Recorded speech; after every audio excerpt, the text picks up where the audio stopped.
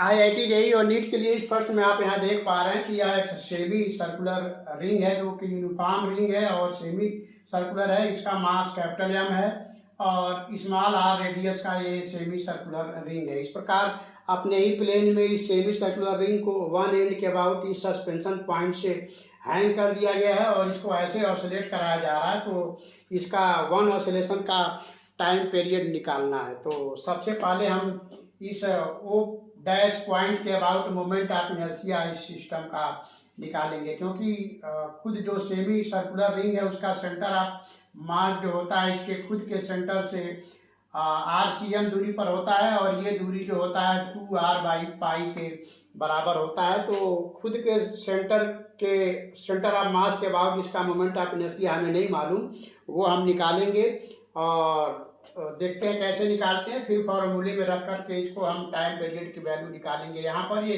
Semi circular ring एक compound pendulum की तरह काम कर रहा है, अपने ही प्लेन में ऐसे ऑसिलेट कर रहा है इस वन एंड के अबाउट। तो इसका हमें टाइम पीरियड निकालना है। तो हम ओ डैश के अबाउट टाइम पीरियड निकालेंगे। तो सबसे पहले लिखेंगे आई ओ डैश और ये हो जाएगा इस रिंग का खुद के सेंटर के about moment of inertia parallel axis rule से प्लस इसका मास स्मॉल m और खुद के सेंटर से इस पॉइंट की दूरी और ये है RCM स्क्वायर।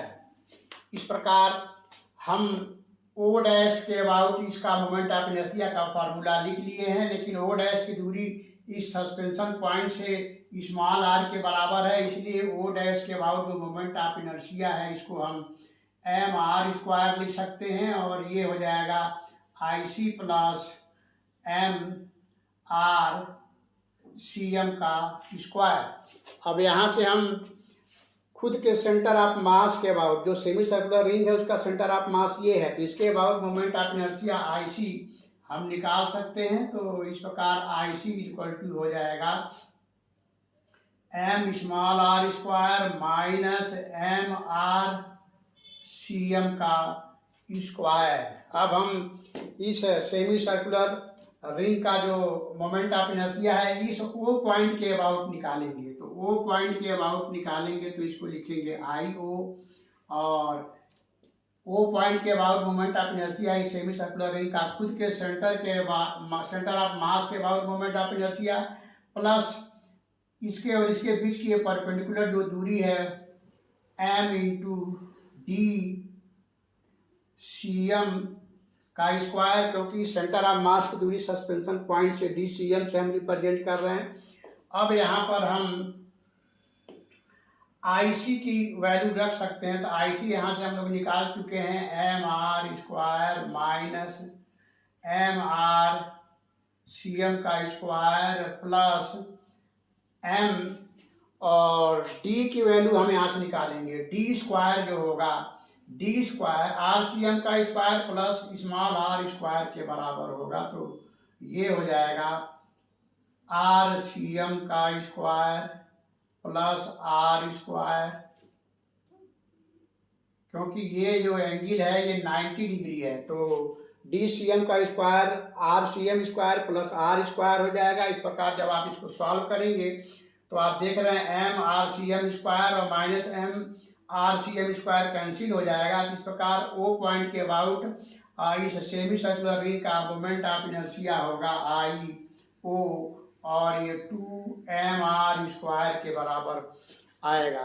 तो इस प्रकार ये 2mr स्क्वायर के बराबर आपने मोमेंट ऑफ इनर्शिया निकाल लिया। अब हम टाइम पीरियड का फॉर्मूला लिखेंगे।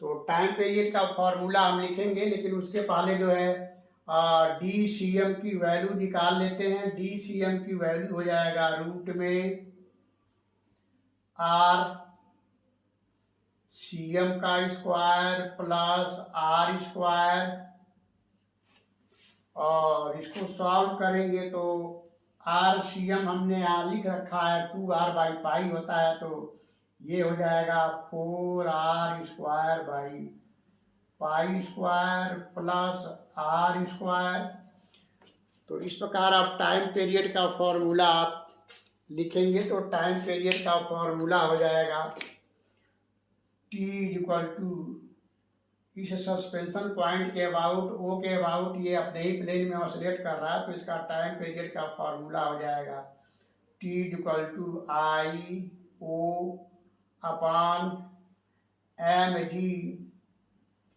Into D C M, mean suspension point से सेंटर ऑफ मास की दूरी। और ये सारे वैल्यू रख करके जब आप इसको सॉल्व करेंगे तो इसका moment of sorry time period one oscillation का आ जाएगा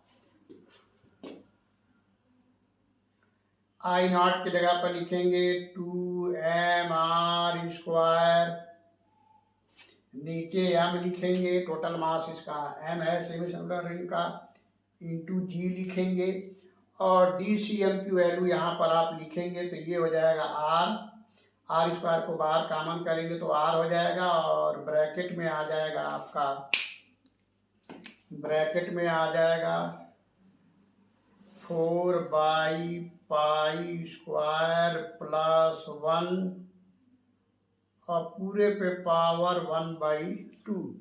अब आप इसको आगे बढ़ाएंगे तो m से m कैंसिल हो जाएगा, r से r कैंसिल हो जाएगा, तो टाइम पीरियड की वैल्यू आएगा 2 √, ऊपर आएगा केवल 2r, ऊपर आएगा केवल 2r और नीचे हो जाएगा g और ब्रैकेट में आ जाएगा 1 + 4/पाई स्क्वायर पे पावर 1/2। तो इस तरह से आप इस सेमी सर्कुलर रिंग का वन एंड के अबाउट अपने ही प्लेन में ऑसिलेट करने का टाइम पीरियड निकाल सकते हैं। तो हम उम्मीद करते हैं कि आपको ये समझ में आया होगा।